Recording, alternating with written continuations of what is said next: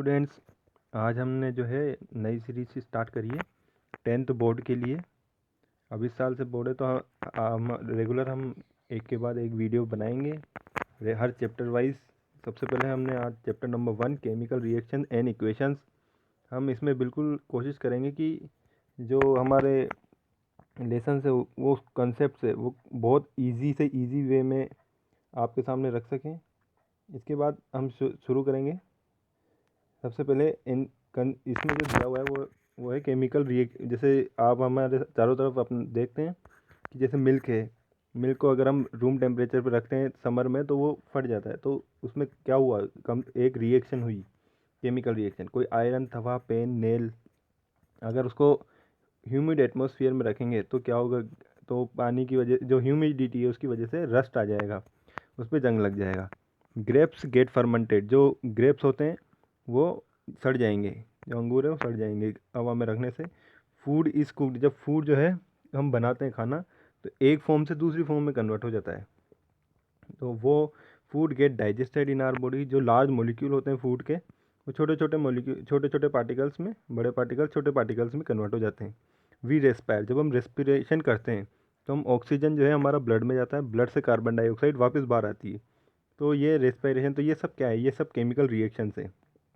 इसके बाद जो है इसमें सबसे पहले एक्टिविटी नंबर 1.1, एक्टिविटी नंबर 1.1 में इन्होंने एक जो है एक रिबन लिया है, उसको जो पकड़ा है हैंडल से उसको बोलते हैं टंग। तो टोंग से इसने पकड़ा है रिबन को पहले साफ़ किया गया है, एक सैंड पेपर से घिसा गया है ताकि ऊपर जो लेयर है, ऑक्साइड की लेयर जम जाती है मैग्नीशियम रिबन के ऊपर, तो वो हटाई जा सके, फिर प्योर मैग्नीशियम बचेगा। उसको बर्नर या कैंडल से आप उसको बर्न कीजिए। बर्न करने पर जो है उसमें से सफ़ेद सफ़ेद पाउडर जो है नीचे गिरने लगेगा प्लेट में। तो आप देखो यहाँ पे एक पाउडर सा आ रहा है, तो ये जो पाउडर है ये है मैग्नीशियम ऑक्साइड। मैग्नीशियम ऑक्साइड बना के से जो एयर में ऑक्सीजन प्रेजेंट है उससे रिएक्ट करा इस बर्नर के जलाने की वजह से मैग्नीशियम, तो बना मैग्नीशियम ऑक्साइड। तो ये एक रिएक्शन है। आप देख सकते हो इस एक्टिविटी से हमें क्या शिक्षा मिलती है कि ये एक जो फॉर्म से दूसरी फॉर्म में जो है चीज़ें कन्वर्ट हो सकती है।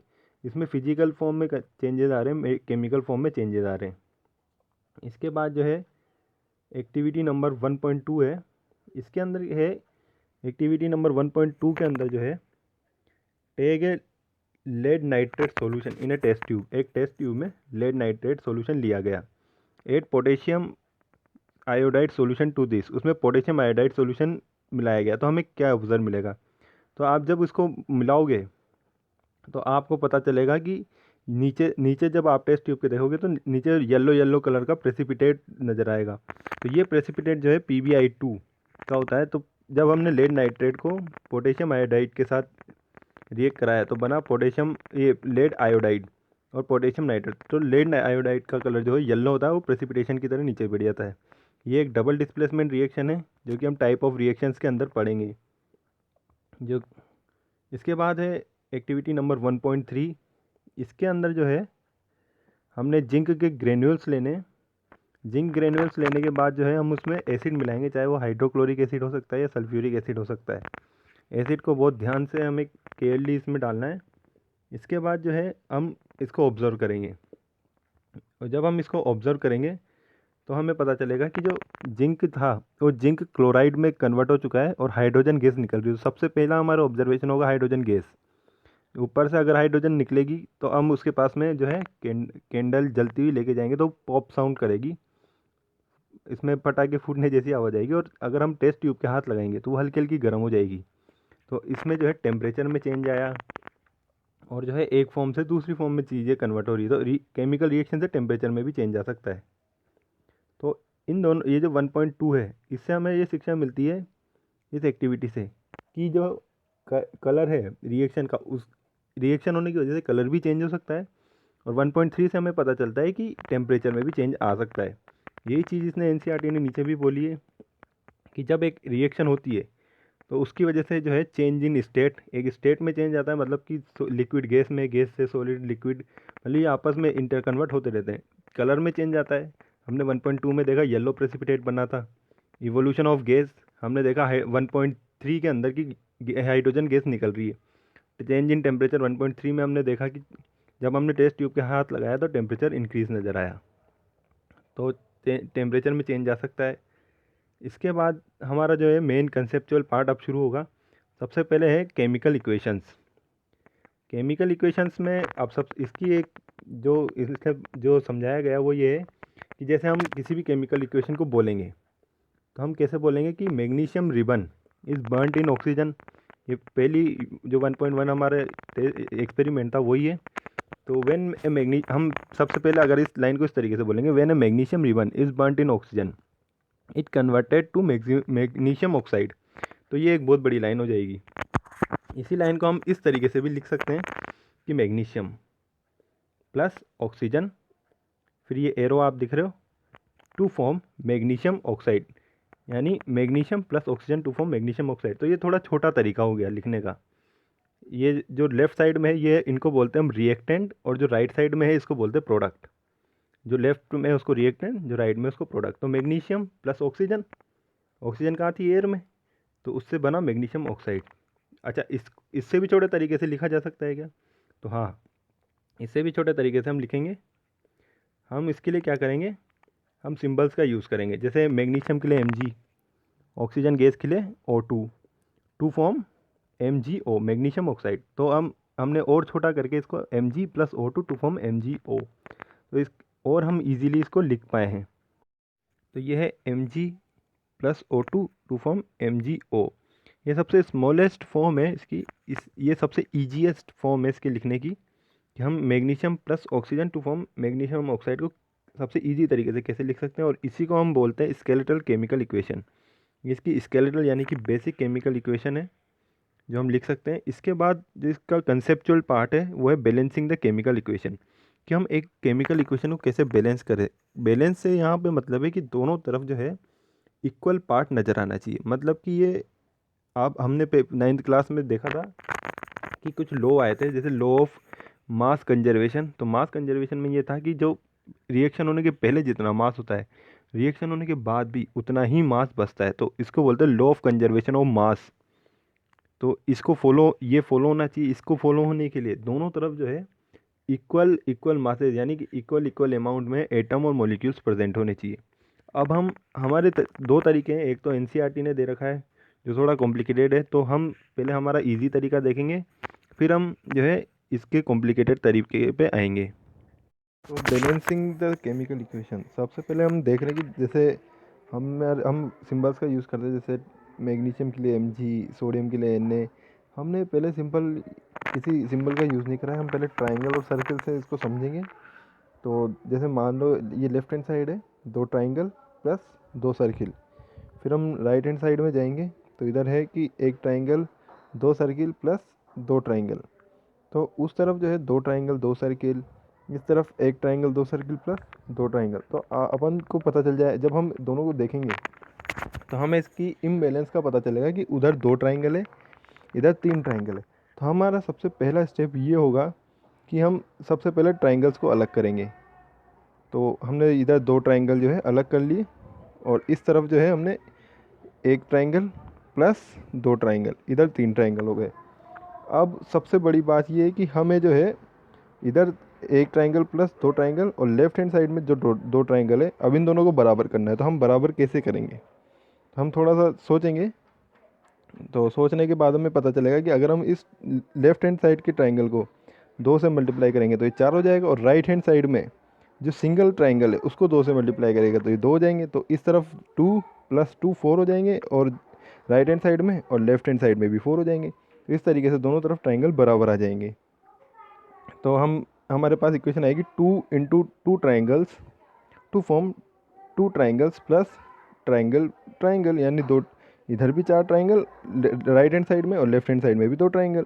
अब हम वापस इसको इक्वेशन में लिख देंगे 2 into 2 triangles plus 2 circles, left hand side में 2 form 2 into triangle 2 circles plus 2 triangles. अब हम दूसरी एंटिटी मतलब दूसरे सिंबल को चेक करेंगे, जैसे कि सर्किल। तो सर्किल को हम अलग कर लेंगे। अलग करने के बाद हमें इधर 2 सर्किल हमने नीचे लिख दी लेफ्ट हैंड साइड में। फिर हम राइट हैंड साइड में देखेंगे तो 2 इंटू 2 सर्किल, क्योंकि 2 हमने ट्राइंगल पे मल्टीप्लाई करा था, तो 2 इंटू 2 सर्किल, यानी कि राइट हैंड साइड में जो है 4 सर्किल हो गए और लेफ्ट हैंड साइड में 2 ही सर्किल रह गए। तो हम इसके लिए क्या करेंगे, जो लेफ्ट हैंड साइड में है वहाँ पे सर्किल 2 कम है, तो हम इसको 2 से मल्टीप्लाई करेंगे इक्वल बनाने के लिए। तो अब हम अगर इसको 2 से मल्टीप्लाई कर देंगे तो दोनों तरफ सर्किल हो जाएंगे इक्वल। तो रिएक्शन कुछ इस तरीके से हो जाएगी, 2 into 2 triangles plus 2 into 2 circles left hand side में। अब right hand side to form, right hand side में 2 into triangle plus 2 circle plus 2 triangles. अब सबसे इंपॉर्टेंट स्टेप जो है इसके अंदर वो है रीचेक करना। हमने ट्राइंगल ले लिया, सर्किल ले लिया, लेकिन हम रीचेक करेंगे। रीचेक करने के बाद हमें पता चलेगा कि वाकई में सही है कि सही हुआ है कि गलत हुआ। अगर हम चेक करेंगे तो हमें पता चलेगा कि 4 ट्राइंगल्स इस तरफ है, 4 सर्किल है लेफ्ट हैंड साइड में, 4 ट्राइंगल 4 सर्किल से। जब हम राइट साइड में जाएंगे तो हमें पता चलेगा पहले में 2 ट्राइंगल 4 सर्किल प्लस 2 ट्राइंगल, तो ये हो जाएगा 4 ट्राइंगल 4 सर्किल। तो इधर 4 ट्राइंगल 4 सर्किल, इधर भी 4 ट्राइंगल 4 सर्किल, इसका मतलब दोनों तरफ बराबर हो गया है। तो हम कह सकते हैं LHS इक्वल टू RHS। तो हम इस प्रोसेस को एक बार फिर देखेंगे, लेकिन इस बार हम असली रिएक्शन के ऊपर देखेंगे। तो जो हमारी फेवरेट थी मैग्नीशियम और मैग्नीशियम ऑक्साइड बनाने वाली, तो सबसे पहले हमने देखा magnesium plus O2 to form MgO। अब सबसे पहले हम इसमें देखेंगे कि अलग, मतलब इसमें सबसे पहले हम Mg को लेंगे, तो Mg एक तरफ, लेफ्ट हैंड साइड में, राइट हैंड साइड में भी Mg, दोनों तरफ बराबर है। इसके बाद हमारी सेकेंड स्टेप, हम ऑक्सीजन लेंगे। एक तरफ O2 है, दूसरी तरफ O ही है, यानी कि एक लेफ्ट हैंड साइड में 2 ऑक्सीजन मॉलिक्यूल है और राइट हैंड साइड में जो है एक ही है। तो अब हम क्या करेंगे कि राइट हैंड साइड वाले को 2 से मल्टीप्लाई कर देंगे, तो ये हो जाएगा O2 to form 2 into O। अच्छा, एक बात हमें हमेशा ध्यान रखिए, जब भी हम मल्टीप्लाई करेंगे तो कभी भी O के नीचे नहीं लिखेंगे, हमेशा O के सामने लिखेंगे, यानी किसी भी एलिमेंट के सिंबल के सामने मल्टीप्लाई किए करेंगे। तो O2 to form right hand side में 2 इंटू ऑक्सीजन। इसके बाद हम इसको इक्वेशन में लिख देंगे, तो Mg plus O2 to form 2, जो कि हमने ऑक्सीजन से मल्टीप्लाई करा था, MgO। तो अब हम दोबारा रीचेक करेंगे, जो हमारी इंपॉर्टेंट स्टेप थी रीचेक करना। तो हम वापस से Mg को चेक करेंगे, तो Mg टू फॉर्म 2Mg।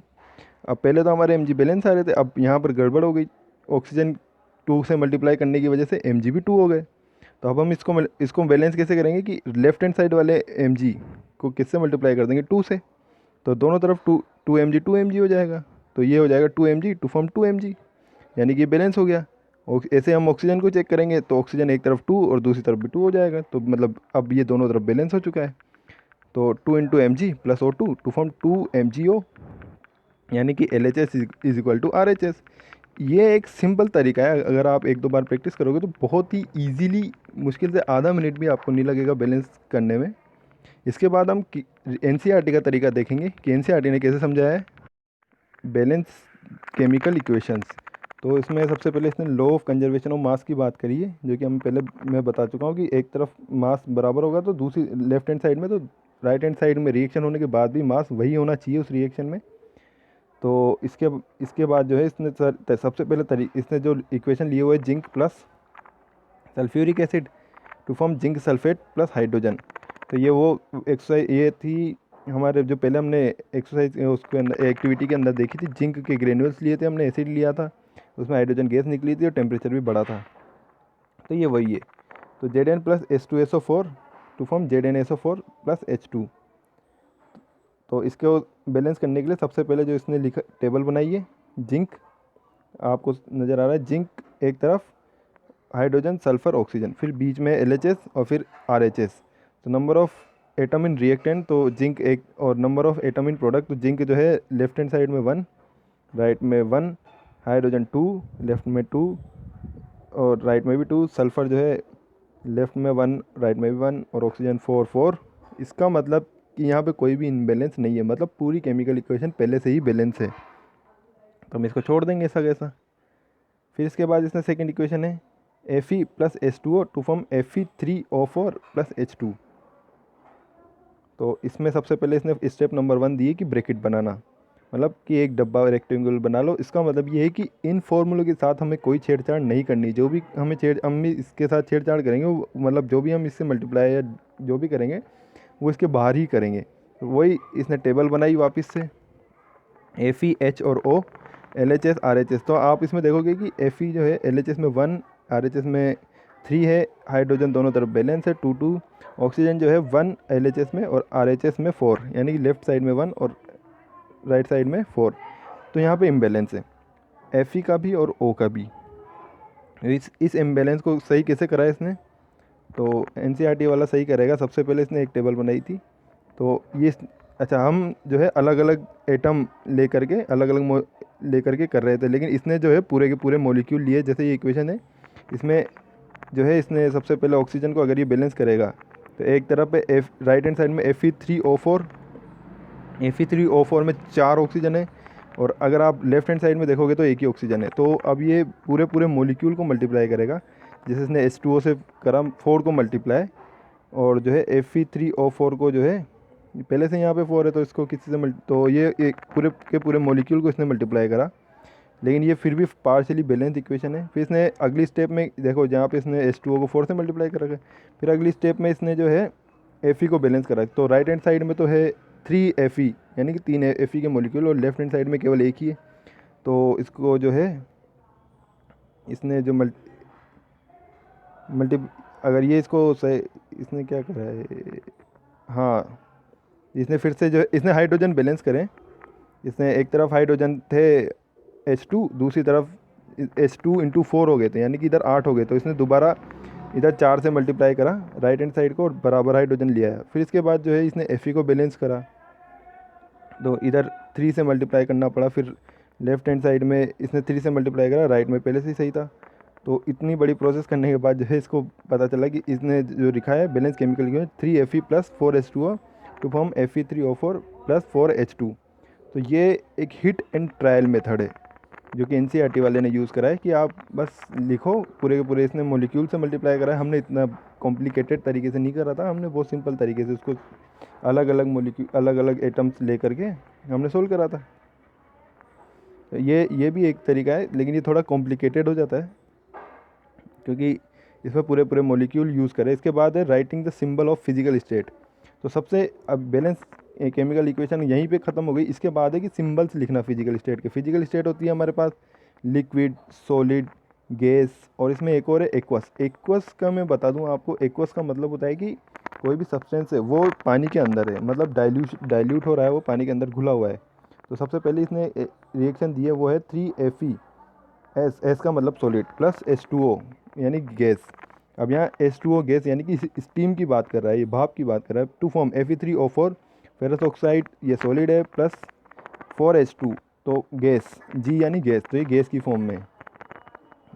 तो इसके बाद जो है इसके बाद है कंडीशंस, यानी कि हमें कैसे पता चलेगा कि किस कंडीशन में वो रिएक्शन हुई है। तो सबसे पहले इसने रिएक्शन दी है कि CO gas H2 + 2H2 gas, ये दोनों गैस जो है 340 ATM प्रेशर के ऊपर हुई है। यानी कि जो हमें एक कंडीशंस लिखनी होती है वो हम एरो के ऊपर लिख देते हैं।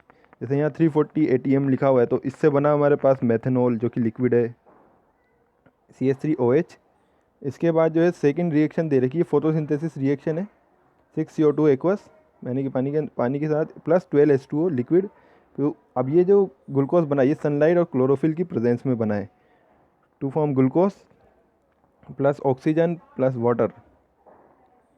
तो ये इसके बाद जो है क्वेश्चन आंसर। तो सबसे पहला क्वेश्चन जो है हमारे पास वो है कि why should magnesium ribbon be clean before burning in the air. तो मैंने पहले भी मैंने बताया था कि अगर मैग्नीशियम रिबन को हम क्या होता है कि जो मैग्नीशियम रिबन है वो ऑक्सीजन जो एटमॉस्फेयर की उससे रिएक्ट करके एक कोटिंग बना लेता है। तो हम सैंड पेपर यानी कि जो घिसने वाला पेपर उससे रगड़ते हैं ताकि जो है ऊपर की कोटिंग वो हट जाए और केवल जो है प्योर मैग्नीशियम ही हमें मिले। इसके बाद जो है बैलेंस केमिकल इक्वेशन लिखनी है। सबसे पहले है hydrogen plus chlorine to form hydrogen chloride. तो इसकी जो है आप लिखोगे तो H2 + Cl2 to form 2 × HCl। जब आप इसको बैलेंस करोगे तो इसकी प्रैक्टिस करना है आपको। इसके बाद है ये इंपॉर्टेंट है सेकंड वाली, ये अक्सर पूछी जाती है, barium chloride plus aluminium sulphate to form barium sulphate plus aluminium chloride. तो इसके अंदर आप देखोगे Al2SO4 का whole thrice plus 3 × BaCl2 to form 2AlCl3 aluminium chloride plus 3 BaSO4। तो ये इसकी आप जब के बैलेंस करोगे तो यही इक्वेशन निकल करके आएगी। इसके बाद ये सिंपल है, थर्ड वाला सोडियम प्लस वाटर, जब सोडियम और वाटर को मिलाओगे तो बनेगा सोडियम हाइड्रोक्साइड और हाइड्रोजन, और 2 into Na plus 2 into H2O to form 2 into NaOH plus H2।